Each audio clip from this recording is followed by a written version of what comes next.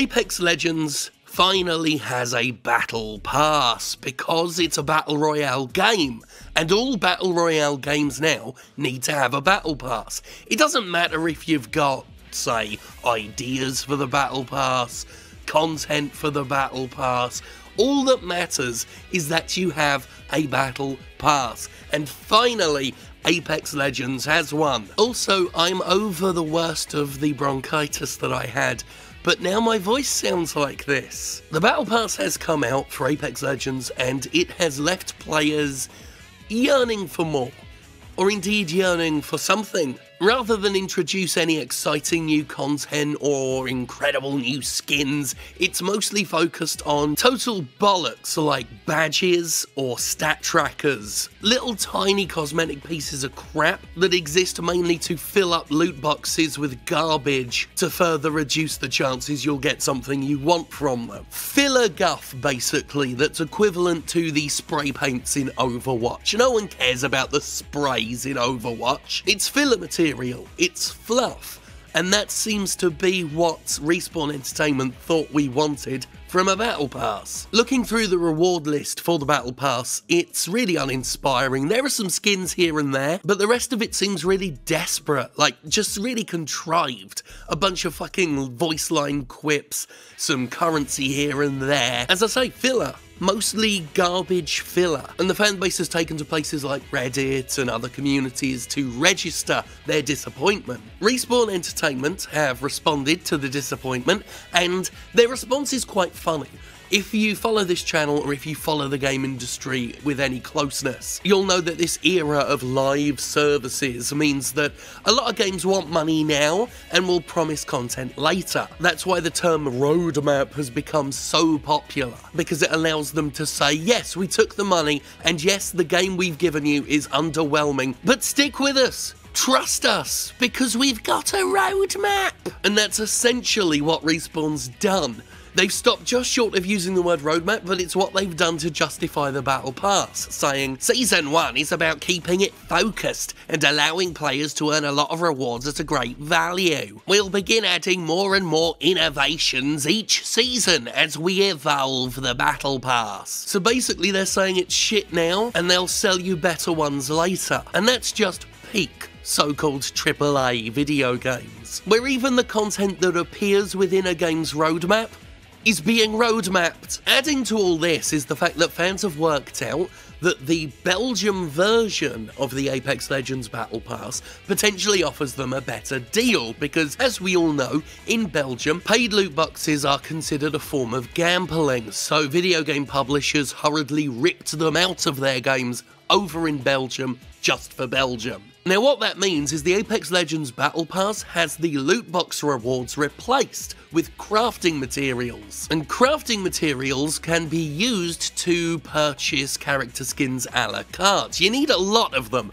a fuck ton of them, but those crafting materials allow you to bypass loot boxes, to not hope that once in a blue moon you'll get a decent looking character skin in a loot box, and that skin will be for a character you even fucking use. It turns out that empowering the player to find their own rewards and get rewards that they actually want makes a game more enjoyable. And so it is that a number of Apex Legends fans have changed the region of their EA account to Belgium so they can avoid the loot boxes and just get the crafting materials so they can get the 1 or 2 items they actually give a shit about. And it's for this reason that I think I'm always gonna love Belgium, because this is one of several instances where it's showcased exactly what a negative impact loot boxes have on a game. People are choosing to go through a process that removes the loot boxes from the Battle Pass because it just makes for a better, more rewarding Battle Pass. Now all of this speaks to a wider problem with Apex Legends' in-game economy anyway. It's garbage. The game is really good. I became a big fan of Apex Legends. I haven't played it so much recently because with a lot of these live service games, my interest eventually drops off and there are other games to play, and I don't have time in my life to treat one single video game like a job. But I did enjoy it a lot.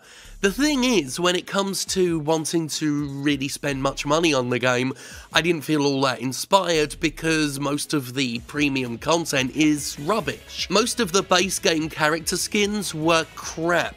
They barely looked different from each other. Most of them were just some really uninspired drab colours. It was all a bit, well, like someone pulled it out of their arse at the last minute. The exclusive store skins weren't all that much better either. They still looked mostly like recolours, palette swaps. Not worth the money at all. But what was important for the game, and for the AAA industry, was that they were there. It didn't matter if they were good or not, Apex Legends needed a premium store at launch, so by God it had a premium store at launch. Just like how Devil May Cry 5 has microtransactions that are some of the most bullshit, pointless microtransactions in the world, but they've gotta be there, because AAA video games! And we really should have a think about that, about how video games have microtransactions shoveled into them, simply for their own sake. Whether they should be there or not, whether the developers can justify their existence or not, they've got to be there for the sake of being there. Because it's obligatory. Because these business models have become considered as essential as a cover system in a cover shooter. The so-called AAA video game industry has decided that microtransactions are hard-baked into the DNA of a modern video game now. And they will embarrass their own video games to shovel the bastards in. It's clear that Apex Legends didn't have any good ideas for character skins at launch. Just like it's become abundantly clear that Apex Legends didn't have any good ideas for a battle pass. But they were obligatory. Like I said at the beginning, Battle Royale games need battle passes.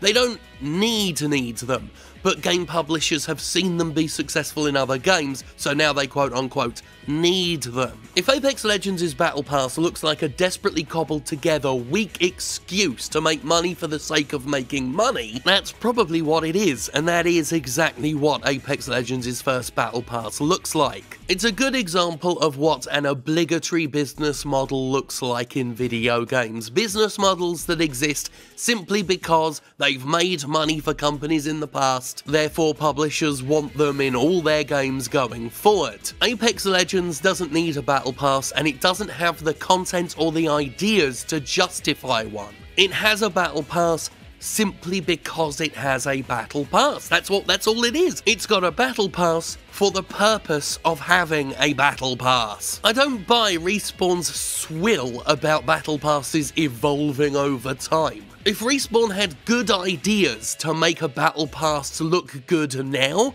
they'd put them in now to make the battle pass look good, to make it worth money, to make it at least look like it's worth money, which they've completely failed to do. Not that the battle pass won't make money, because a lot of these monetization systems aren't even designed to have appealing, worthwhile content. They're there for the impulse buyers, the people they've managed to get their hooks into and get addicted to the game, and who'll spend without thinking and regret it later. Because of the amount of hours I put into Apex Legends, I thought I'd get the Founders Pack, just something. I didn't want to go spending money on the microtransactions because the game's got loot boxes in them and ew. But I thought I'd at least pick up the Founders Pack, just get some sort of investment in it, try and get something extra out of the game, and I regret it. It was all garbage. That was just another something that video games have, so Apex Legends had to have it. Another live service obligation. Let's have a Founders Pack. They didn't have any good ideas for it. The skins were rubbish, and it was mostly just bullshit currency to try and get you invested in their economy. Apex Legends is a damn fine game.